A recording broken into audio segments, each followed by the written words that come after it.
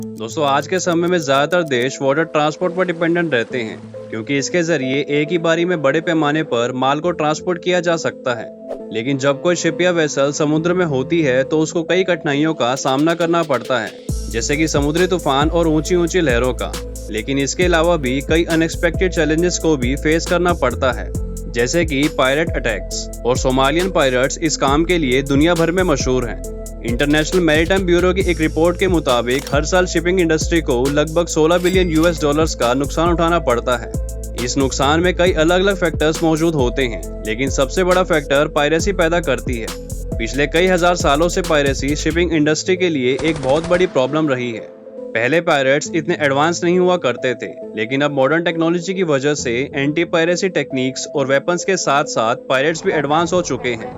तो आज की इस वीडियो में हम इन्हीं सोमालियन पायरेट्स की पूरी कहानी बताने वाले हैं कि कैसे 2-4 पायरेट्स हाईटेक वेपन्स की मदद से पूरी शिप पर कब्जा कर लेते हैं।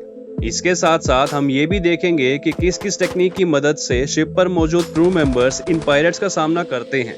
लेकिन उससे पहले अगर आप चैनल पर नए हैं तो चैनल को सब्सक्राइब करके नोटिफिकेशन बेल को ऑन कर दें, ताकि आपको आगे भी ऐसे ही इंटरेस्टिंग वीडियोस देखने को मिलती रहे।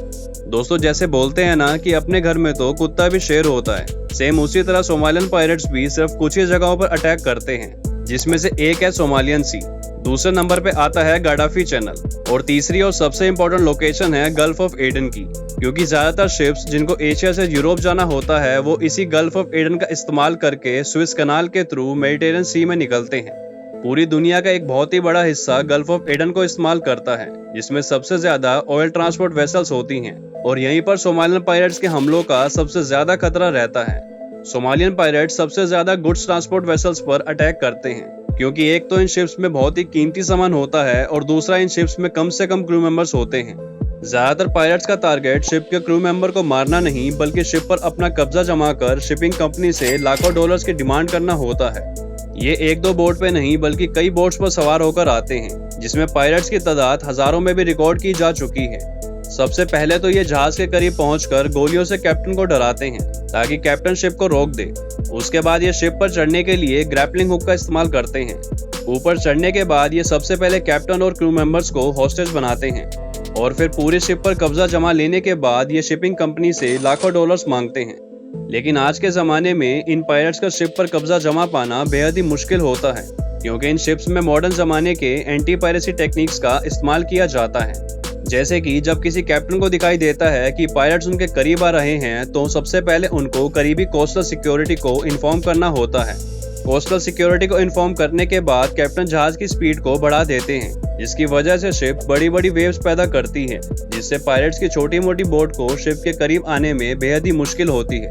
अब जब तक कोस्टल सिक्योरिटी जहाज तक पहुंचती है तब तक जहाज पर मौजूद लोगों को पायरेट्स का टाइम वेस्ट करना होता है और इसी काम के लिए कई मॉडर्न और एडवांस टेक्निक्स का इस्तेमाल किया जाता है, जिसमें सबसे पहले आती है वाटर कैनन्स। ये पायरेट को रोकने के लिए सबसे इफेक्टिव मेथड माना जाता है। ये कैनन शिप के चारों ओर लगाई जाती हैं, जिसमें से हर एक कैनन 1350 गैलन्स पर मिनट यानी कि लगभग 5000 लीटर पानी हर मिनट फेंकने की क्षमता रखती है। इसमें तकरीबन 175 psi का प्रेशर भी होता है, जिससे ये पायरेट्स को गिराने के साथ साथ उनकी बोट को भी पलटा सकती है। इन कैनन्स को क्रू मेंबर ऑपरेशन रूम में बैठे बैठे कंट्रोल कर रहे होते हैं। ज्यादातर पायरेट्स इस टेक्निक का इस्तेमाल होते ही भाग जाते हैं, लेकिन फिर भी अगर वो शिप के करीब पहुंचने में कामयाब हो जाते हैं तब इन व्हील्स का इस्तेमाल किया जाता है। इसमें से निकलने वाले पानी की वजह से पायरेट्स की बोट में पानी भर जाता है। इसके अलावा जब ये दोनों मेथड्स काम ना आए तब पी ट्रैप्स का इस्तेमाल किया जाता है। इसमें हार्ड स्टील के फ्रेम बने हुए होते हैं, जिसमें स्टील वायर्स का इस्तेमाल किया जाता है। जैसे ही पायरेट्स शिप के करीब आते हैं तब इन फ्रेम्स को पानी में छोड़ दिया जाता है, जिसकी वजह से पायरेट्स की बोट का इंजन इसमें फंस के जाम हो जाता है।